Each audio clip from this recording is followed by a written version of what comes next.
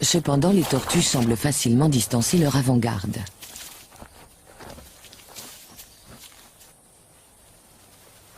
Et les serpents ne semblent pas non plus inquiétés par la horde vorace. La raison en est simple.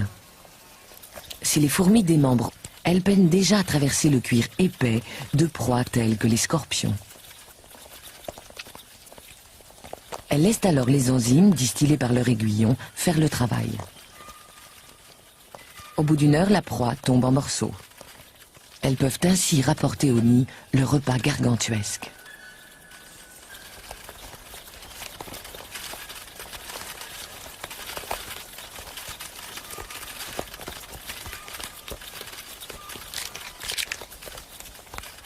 La plupart des fantassins font également office de porteurs. Leurs mandibules sont conçues pour transporter et non pour couper. Comme dans toute armée, le commandement est réparti. Chacun des porteurs assume un rôle de chef et recrute de l'aide pour traîner le gibier jusqu'à la fourmilière. Dans l'ensemble, cependant, le commandement et le système de contrôle restent mystérieux. Les fourmis transmettent et captent des messages chimiques très complexes. Mais cet alphabet n'a été que partiellement décrypté.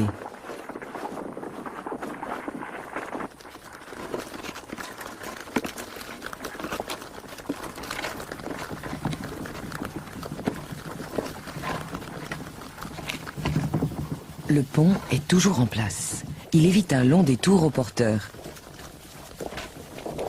Le butin quotidien peut compter jusqu'à 50 000 insectes, araignées et scorpions.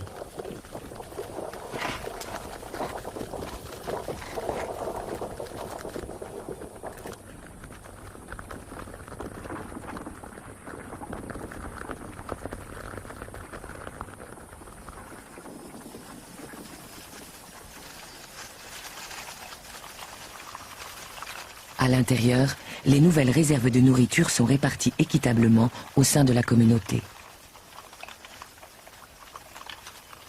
Le million de fourmis semble alors former une entité, un seul et même organisme.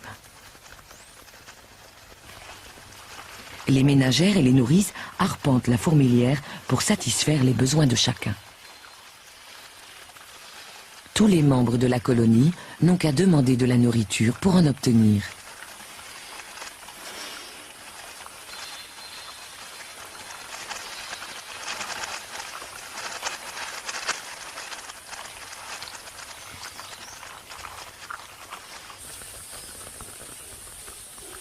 À la tombée de la nuit, il y a de l'agitation dans l'air.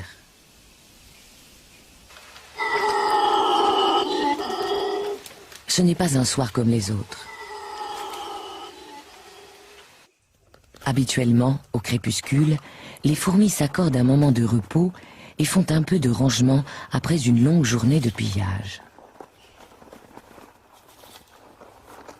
Les ménagères emportent les déchets vers le tas d'ordures. Mais aujourd'hui, c'est différent. Voici les cocons abandonnés par les 50 000 ouvrières qui viennent de voir le jour.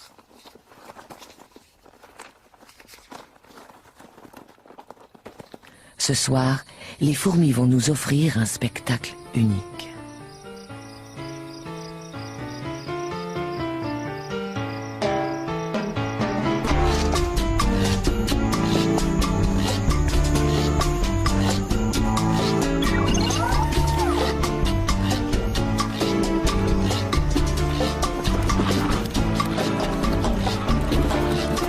La colonie tout entière s'apprête à lever le camp et commence par déplacer soigneusement les larves.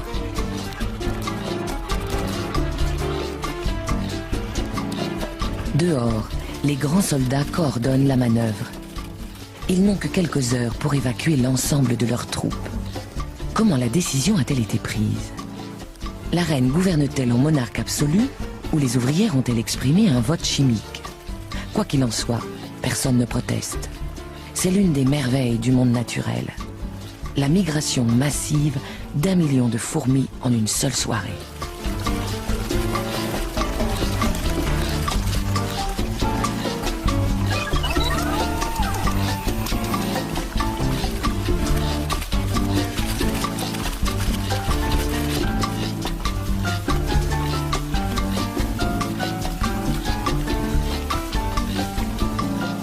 La reine reste invisible.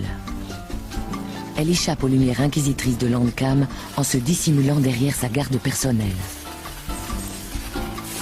Seule une lumière infrarouge, invisible pour les fourmis, mais pas pour notre caméra, permet de traverser cet écran de sécurité et d'entrevoir sa majesté.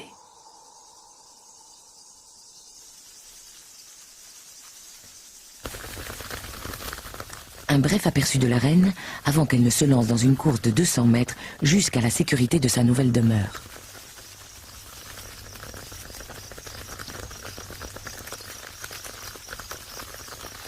Pour la colonie, c'est le début d'une période d'errance. Pendant les 3 semaines à venir, les fourmis se déplaceront toutes les nuits en quête de nouveaux territoires de chasse.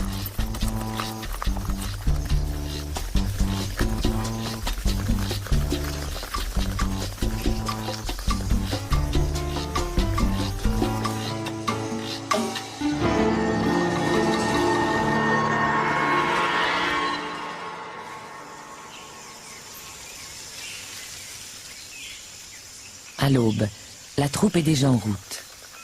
Il n'y a pas de temps à perdre. Les nouveau-nés ont faim. Bientôt, les fourmis arrivent à l'entrée du centre de recherche de la forêt tropicale de Santa Rosa. Quel genre de nourriture espèrent-elles trouver ici? Et quelles sortes d'offensives peuvent-elles mener contre les humains? Elles font d'abord le tour de leurs victimes habituelles, dont certaines se réfugient dans des lieux insolites.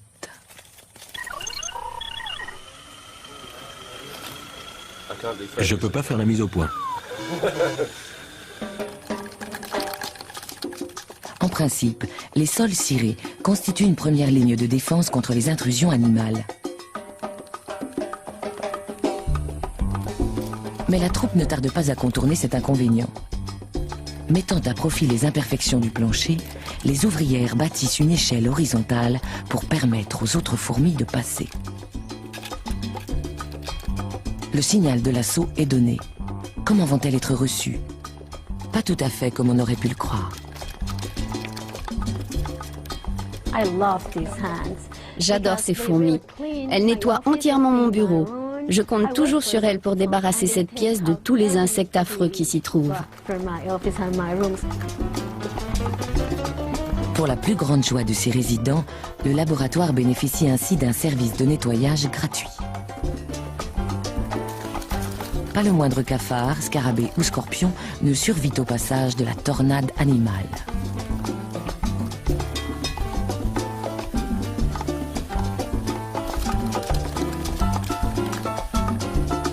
Et qu'en pensent les gens qui vivent en dehors du parc? Comment les fermiers et les éleveurs costaricains accueillent-ils la visite surprise d'1 million de fourmis?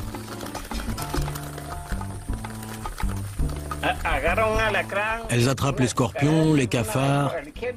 Quand elles viennent, elles emportent tout ça avec elles. Qu'elles nous débarrassent des insectes, des scorpions, des souris, de tout. Dans la forêt, les fourmis légionnaires sont sans doute les tueurs les plus féroces et les plus efficaces.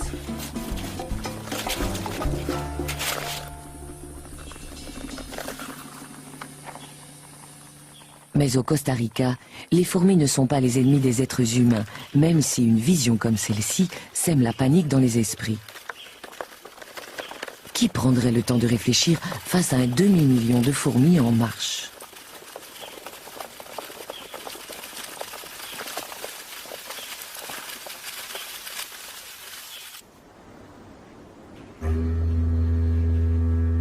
De l'autre côté de la planète, au sud de l'Australie, sur l'île de Tasmanie, vivent des fourmis qui n'ont rien de sympathique.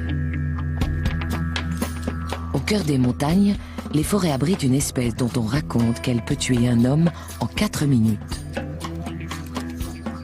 Les fourmis bulldog sont parmi les plus grosses du monde. Très primitives, elles rappellent les guêpes et sont moins sociales que les fourmis légionnaires.